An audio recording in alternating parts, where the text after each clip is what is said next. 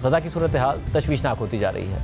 इस हवाले से अक़वाम मुत्तहिदा की सलामती काउंसिल का इजलास जारी है, जिससे खिताब करते हुए अक़वाम मुत्तहिदा के सेक्रेटरी जनरल ने कहा है कि इस बात को तस्लीम करना ज़रूरी है कि हमास के हमले अचानक तन्हाई में नहीं हुए हैं। फ़लस्तीनी अवाम 56 साल से घुटन का शिकार हैं। उन्होंने अपनी ज़मीनों को तेज़ी से आबादकारियों में बदलते देखा है। वो तशद्दुद का निशाना बने हैं। उनकी मईशत ख़राब हुई है। उनके लोग बेघर हुए हैं और उनके घर तबाह किए जाते रहे हैं। उनको अपने मसाइल का सियासी हल मिलने की उम्मीद ख़त्म होती जा रही है। ताहम उनके ये दुख हमास के हमलों को जस्टिफाई नहीं कर सकते और हमास के हमलों के जवाब में तमाम फ़लस्तीनियों को सज़ा देना भी जस्टिफाई नहीं किया जा सकता। अक़वाम मुत्तहिदा के सेक्रेटरी जनरल की इस तकरीर पर इसराइल ने तनकीद शुरू कर दी है और दूसरी तरफ गज़ा में इसराइली बमबारी में तेज़ी आती जा रही है। कोई इलाका या कोई जगह ऐसी नहीं है जो इसराइली बमबारी से महफूज हो।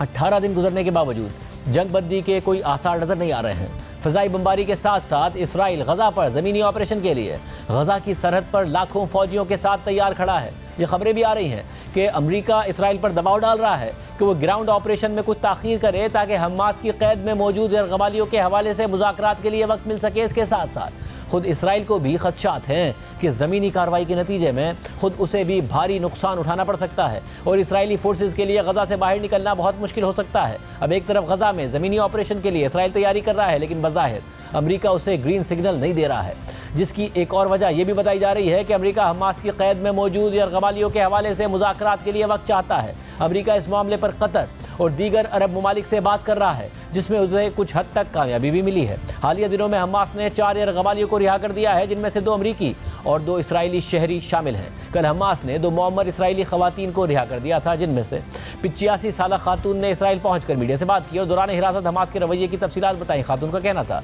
कि मुझे मोटरसाइकिल पर सरहदी बाड़ से गज़ा की तरफ ले जाया गया। रास्ते में मुझे तकलीफ भी पहुंचाई गई। हमास के जंगजुओं ने मेरी घड़ी और जेवरात उतार दिए और फिर सुरंगों के पास पहुंचने तक पैदल चलने का कहा। सुरंगों का ये नेटवर्क मकड़ी के जाले की तरह था। खातून के मुताबिक उसे एक सुरंग से ले जाया गया और एक हाल में पहुंचाया गया जहां 25 दीगर यरग़माली भी लाए गए थे। हमास के जंगजुओं ने हमसे कहा कि वो कुरान पर यकीन रखते हैं और हमें कोई नुकसान नहीं पहुंचाएंगे। वो हमें सुरंगों में वही हालात फराहम करेंगे जो उन्हें खुद दस्तयाब हैं। रिहा होने वाली खातून के मुताबिक 2-3 घंटे बाद मुझे और 4 यरग़मालियों को एक अलग कमरे में ले जाया गया, जहाँ एक डॉक्टर और उसका माविन हमारे पास आए।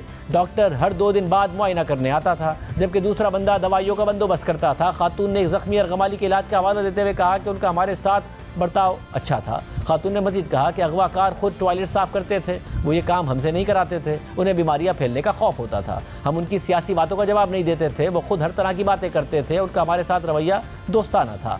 वो हमारी हर ज़रूरत का ख्याल रखते थे। इस बात का उन्हें ज़रूर क्रेडिट मिलना चाहिए। इसराइली खातून का ये भी कहना था कि दौरान हिरासत हम वही चीज़ें खाते रहे जो वो खुद खाते थे। ये वो खातून थी जो 16 दिन हमास की क़ैद में रहने के बाद कल रिहा हो गई थी और इसके बाद ये इशारे मिल रहे हैं कि हमास बाकी कैदियों की रिहाई के लिए बारगेन कर सकता है। उनके साथ सलूक ये इशारा कर रहा है। ताहम आज इसराइली फोर्सेस ने बाकी यरग़मालियों की बाजियाबी के लिए एक अनोखा तरीका अपनाया है। इसराइली फोर्सेस ने गज़ा के इलाकों में पैम्फलेट्स फेंक दिए हैं, जिनमें फ़लस्तीनियों से कहा गया है कि वो यरग़मालियों से मुतालिक मालूमात फराहम करें। पैम्फलेट्स में लिखा है कि अगर आप अपने लिए और अपने बच्चों के लिए बेहतर मुस्तकबिल चाहते हैं तो हमें यरग़मालियों से मुतालिक जल्द अज जल्द मालूमात फराहम करें। इसराइली आर्मी आपको और आपके घर को मुकम्मल सिक्योरिटी फराहम करने की हर मुमकिन कोशिश करेगी और आपको माली इनाम से भी नवाजा जाएगा। बहरहाल ये जंग कब ख़त्म होती है इसका फ़िलहाल कोई जवाब नहीं है।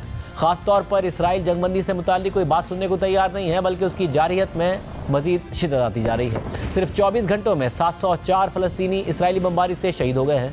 कल रात को इसराइल ने खान यूनिस में एक रिहायशी इमारत पर बमबारी की, जिसमें 32 अफराद शहीद हो गए और मुतअद्दिद ज़ख्मी हुए। खुद इसराइली फोर्सेस के मुताबिक उसने कल गज़ा में 400 अहदाफ को निशाना बनाया, जिनमें कई मसाजिद भी शामिल थीं। वज़ारत सेहत के मुताबिक गज़ा में 7 अक्टूबर के बाद से अब तक 5791 फ़लस्तीनी शहीद हो चुके हैं और 16,000 से ज़ायद ज़ख्मी हैं। ज़ख्मी और मरने वालों में 70% बच्चे और ख़वातीन हैं, जबकि अब भी 770 बच्चों समेत 1550 अफराद के मलबे के नीचे दबे होने की इतलात हैं। गज़ा में सूरत हाल इस हद तक ख़राब हो गई है कि कब्रिस्तानों में जगह ख़त्म होने लगी है, जबकि वालिदैन अपने बच्चों के पैरों पर नाम लिख रहे हैं ताकि अगर वो इसराइली बमबारी में मारे जाएँ तो कम से कम उनकी शनाख्त हो सके। इस वक्त सबसे मुश्किल हालात गज़ा के अस्पतालों में नज़र आ रहे हैं। वहाँ दिन ब दिन सूरत हाल ख़राब होती जा रही है। फ़लस्तीनी हुक्काम के मुताबिक अब तक तिब्बी अमले के 65 अरकान मारे गए हैं, 25 एम्बुलेंसेज भी तबाह हो गई हैं और 40 अस्पताल बंद हो गए हैं, जबकि आने वाले घंटों में मज़ीद अस्पतालों के बंद होने के खदशात हैं।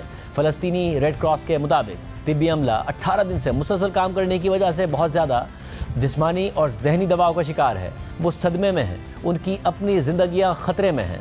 उनमें से बड़ी तादाद के अपने घर वाले इसराइली बमबारी से शहीद हो चुके हैं। इसके अलावा मगरबी किनारे यानी वेस्ट बैंक में भी इसराइली कार्रवाइयां जारी हैं, जहां अल जजीरा के मुताबिक 96 अफराद शहीद हो चुके हैं और 1800 से ज़ायद जख्मी हैं, जबकि हज़ारों अफराद गिरफ्तार हैं।